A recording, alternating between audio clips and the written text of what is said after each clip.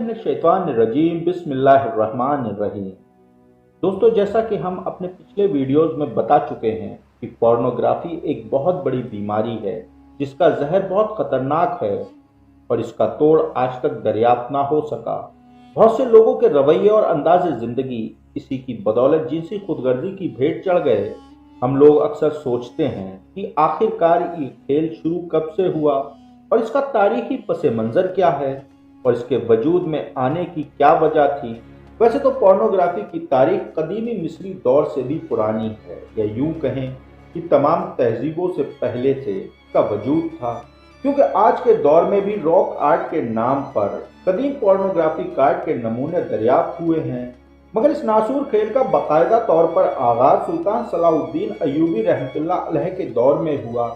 इसे बतौर हथियार सबसे पहले सलेबी बादशाहों ने इस्तेमाल किया।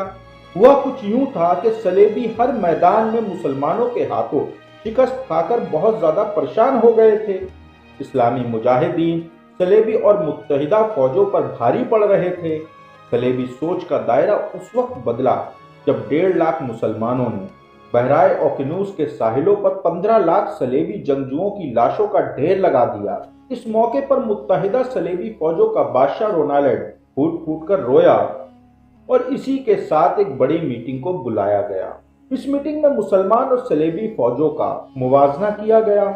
मालूम हुआ कि मुसलमान रात भर सजदों में रोते हैं और दिन भर मैदान में दुश्मनों का बखौफ सामना करते हैं। यही ईमान उन्हें हर खौफ और डर और लज्जत परस्ती से ऊपर एक बेहतरीन जंगजू बनाए रखता है। जबकि सलेबी फौज रात भर जिना की महफिलों और दुनिया की रंगरेलियों में मशगूल रहते हैं, लिहाजा एक नए जहां का खौफ उन्हें शिकस्त दिला देता है। इसके अलावा दौरान जंग में जो मुसलमानों के चेहरे से दहशत छलकती है उस सलेबियों को खौफजदा कर देती है। इसके साथ नाराए तकबीर की आसमान छूती हुई सदाएं और मुसलमानों का अपने आप में फौलाद बन जाना भी सलेबियों के लिए एक बड़ा मसला बन गया था। सलेबियों की इस तारीखी मीटिंग में एक हरमैन नाम का इंटेलिजेंस ऑफिसर भी शामिल था। ये वो शख्स था जिसने सलेबियों की तारीख में सबसे ज्यादा मुसलमानों को नुकसान पहुंचाया था। ये बहुत शातिर, ज़हीन और फतीह शख्स था। इसने मुसलमान और सलेबी नौजवानों की नफ्सियात पर बात करते हुए वाज़े किया कि मेरी 60 साल जिंदगी का तजर्बा है। एक अय्याशी पसंद वजूद कभी भी जिंदगी के मैदान में बेहतरीन सिपाही नहीं बन सकता, खास करके वो लोग जो सेक्स के मामलात में ज्यादा दिलचस्पी रखते हैं। इनकी जिस्मानी और रूहानी ताकतें खत्म होकर रह जाती हैं। अगर मैं मुसलमान फौज की बात करूं तो मुसलमान फौज में ऐसे नौजवान की अक्सरियत है जो सेक्स की लज्जत से पूरी तरह अनजान हैं। इनमें जो शादीशुदा हैं वो भी इस चीज़ को एक हद तक आजमा पाते हैं। हसीन तसव्वुर, ख्वाब, ख्याल और हसीन नज़ारे हमेशा इनसे दूर रहे हैं। इन्हें मजहब से आगे और पीछे कुछ दिखाई नहीं देता।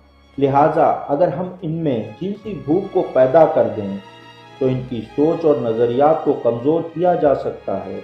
इस मिशन की कामयाबी की एक मिसाल को बादशाह उजरा भी है, जो शुरू में सुल्तान सलाहुद्दीन के साथ थे, लेकिन जब से हमारी खुशगवार लड़कियों ने इन्हें अपनी हसीन अदाओं का दीवाना बनाया, जब से वो खुदा और रसूल को जानते ही नहीं और इनको सुल्तान सलाहुद्दीन अय्यूबी अपना सबसे बड़ा दुश्मन लग रहा था। इन मुसलमान वजीफा खोरों में वो जर्नैल भी शामिल हैं जिनकी हिकमत अमली और बहादुरी मैदान के नक्शे बदल डाला करती थी। लेकिन आज वो सलेबियों से निगाह झुकाकर बात करते हैं, क्योंकि हम इनके अंदर औरत और जिनसियात की रूह दाखिल कर चुके हैं।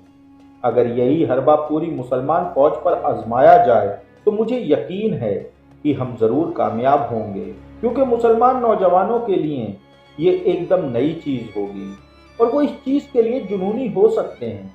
हरमैन के इस मशवरे पे रोनाल्ड ने एक नुक्ता उठाया कि हमने कई बार निहायत खूबसूरत लड़कियां मुसलमान फौज में दाखिल की हैं, लिहाजा इस काम में बड़ी मुश्किलों का सामना भी करना पड़ा, लेकिन मुसलमान फौज इन लड़कियों की तरफ नज़र उठाकर तक नहीं देखते और ये लड़कियां मुसलमानों का किरदार देखकर सलेबी हिमायत छोड़ चुकी हैं। लिहाजा तुम्हारा ये मंसूबा बेकार है। हरमन ने फौरन जवाब पेश करते हुए कहा, जनाब, जब तक आपके अंदर किसी चीज़ का तसव्वुर मौजूद ना हो तो इसका होना ना होना बेईमानी होता है। ہمیں مسلمان لوگوں میں جنسی دنیا کا تصور پیدا کرنا ہے، ایک ایسا تصور جو ان کی سوچ میں برہنہ لڑکیوں کو حسین اداؤں کے ساتھ گردش کرتا ہوا دکھائے۔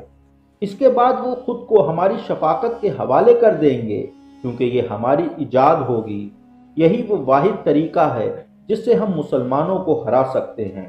رونالڈ ہرمن کی یہ بات پر بہت زیادہ سنجیدہ ہو گیا اور سرگوشی بھرے لہجے میں بولا کہ آخر تم کہنا کیا چاہتے ہو؟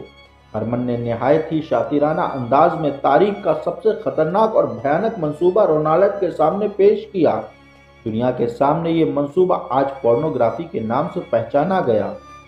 اس منصوبے کے 1 سال بعد سلطان صلاح الدین ایوبی کو خبر ملی کہ فوج کے کچھ نوجوان رات کو غائب پائے جاتے ہیں اور نوجوانوں میں اکثر جنسی گفتگو بھی سنی گئی ہے۔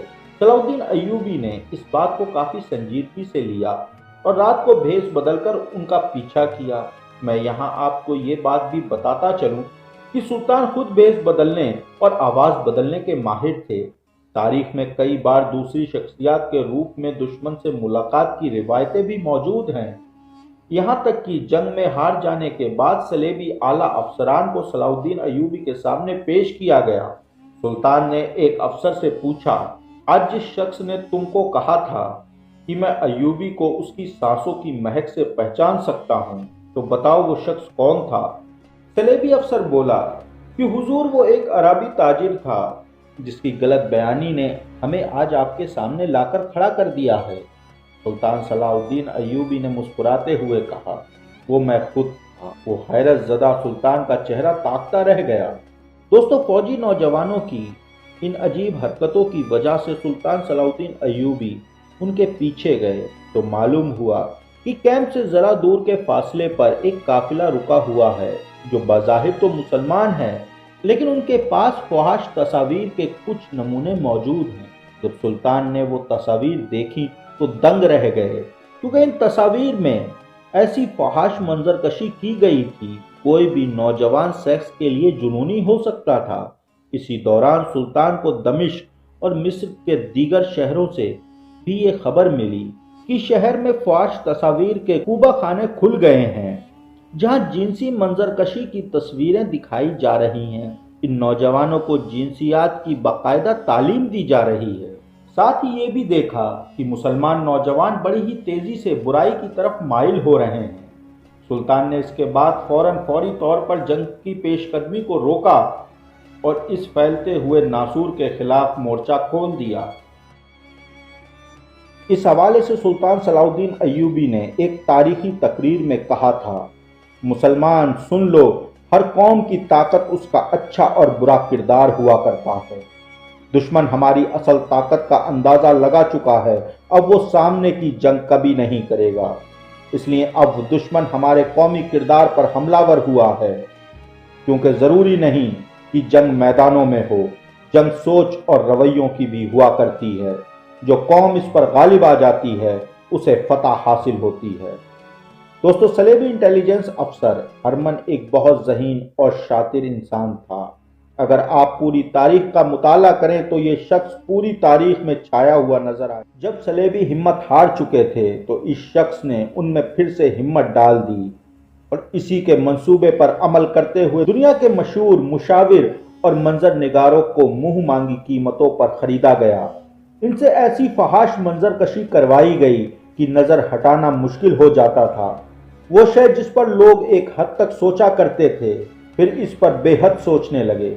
صلیبی بادشاہوں نے اپنے اس منصوبے کو 100% کامیاب ہوتے دیکھا تو اپنی کتابوں میں اس کا تذکرہ بڑی شان سے کیا، لیکن سلطان نے اس زہر کو مارنے کی پوری کوشش کی، لیکن اس مسئلے کا پوری طرح صفایا نہ ہو سکا، کیونکہ اس زہر کے اثر کو دیکھتے ہوئے حسن بن سبا کے فرقے نے بھی اسے بطور ہتھیار اپنایا اور صلیبیوں سے اس میں اور بہتر کی مانگ کی۔ یوں حسن بن سبا کی پہاڑیوں میں بنائی ہوئی پر اسرار جنت میں ایک اور ہتھیار کا اضافہ ہوا۔ دوستو، اسی دوران حضرت صلاح الدین یوسف ایوبی رحمت اللہ علیہ بیت المقدس کی فتح کے بعد چل بسے۔ صلیبیوں نے بھی اپنا دمخم کھو دیا، لیکن ان کا تیار کردہ زہر پورنوگرافی لگاتار فحاشی کے جراثیم پھیلاتا رہا۔ और आज भी फैला रहा है। आज के वीडियो में बस इतना ही। उम्मीद करते हैं आज का वीडियो आपको अच्छा लगा हो। वीडियो इंफॉर्मेटिव था। अगर वीडियो अच्छा लगा हो तो वीडियो को लाइक करें, कमेंट करें और शेयर करना ना भूलें, ताकि दूसरे लोगों को भी ये जानकारी मिल सके। आज के वीडियो में बस इतना ही। फिर मिलते हैं अगले वीडियो में। तब तक के लिए अल्लाह हाफिज। अस्सलाम वालेकुम।